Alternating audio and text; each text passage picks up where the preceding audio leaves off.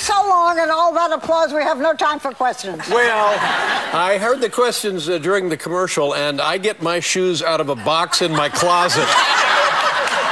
Thank you for sharing that. Yes. First of all, thank you for being here. Oh, it's a great pleasure to be here. I know, that's why you've been on once in 18 years. Well, okay. I typically don't get up before 1 or 2 in the afternoon. No matter what, I'm very pleased and very touched that you're here. Very pleased and very touched to be here as well. And the retirement thing, if you're like me, I'm sick and tired of people coming up to me and saying, oh, you're retiring. Yeah. What are you going to do? Me too. So what do you say? Well, I forget that I'm retiring. That's the problem. And so I don't have a good answer, and I just say, yeah, me too, and I keep moving. I'm in the same place. But now I think I made a terrible mistake. I don't feel like retiring now. Is that true? Oh yeah, I gotta find something to do. Any openings here? A male?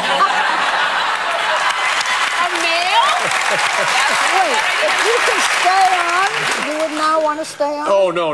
It's time for me to leave what I'm presently doing.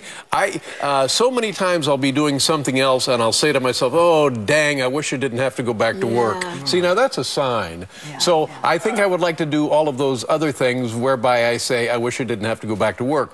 But then occasionally, you spend some time at the house. And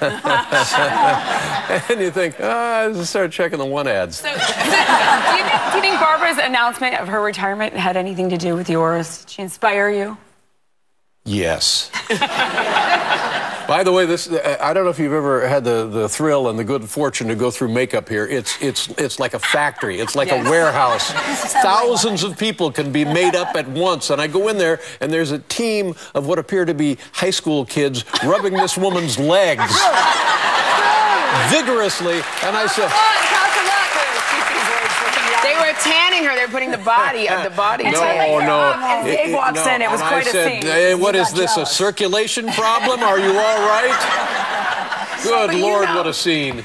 Dave, literally, you have changed the late night television genre. Boy, have I. I mean, you got your top 10 list, you got your stupid pet tricks, but now it seems like it's been this kind of generational shift, and the internet is very, very huge now. So what do you make of the entire landscape of TV? Well, and again, this is a reason for me to think about going elsewhere. If you take a look at it, it really has shifted out from under me, and all to the good. And well, I think the people that are doing these shows now, of course, you have your Jimmys, and then you have Stephen Colbert following myself. And then you have the junior varsity that goes on after these guys, whose names I can never remember, but they're great. It's not a TV show anymore. It's like a marketplace where people can all connect and interact, and I think that's fantastic. And that really is keeping up with the new communication, the new electronic media. So Colbert is taking over for you. Why do you think people are so freaked out by this? Why all of the... Freaked out about Stephen, come on, make it a political issue. You believe he can do this, right? He's good. Wait a minute, there's questions about him not being able to do that? Well, you know, because he does his character on his show, and people are wondering, is he going to do the character, or is he going to be him? Is he too politically leaning one way? Let me just say one thing, and by the way, this point I have not heard of. Yeah. Take a good look at me. Okay. I've done this show for 30 years.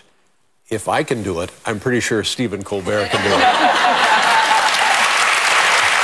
Yours are pretty big shoes to fill, though, David. No. You have said very often that the one that you admired was Johnny Carson and tried to follow in his legacy. Right. What's your legacy?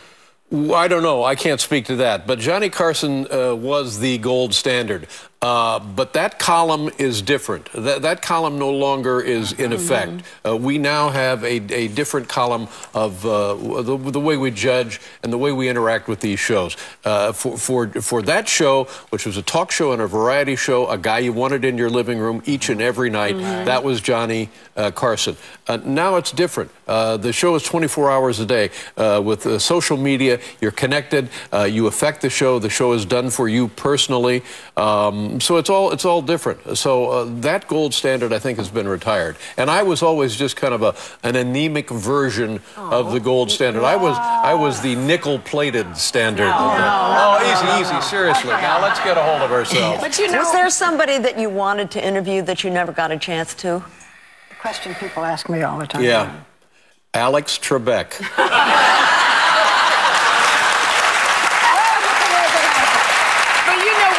David, Barbara has been on your show 27 times. You've 29 times. 29 times. Wow. And you've interviewed her, and it's so great watching the clips because you bring out something in Barbara where she becomes so giddy, and she's this little girl. What is it that you bring out in Barbara when she's sitting next to you? But nobody can bring this out in Barbara. Why does she get that way with you? I think for that answer, you could ask any woman in the audience.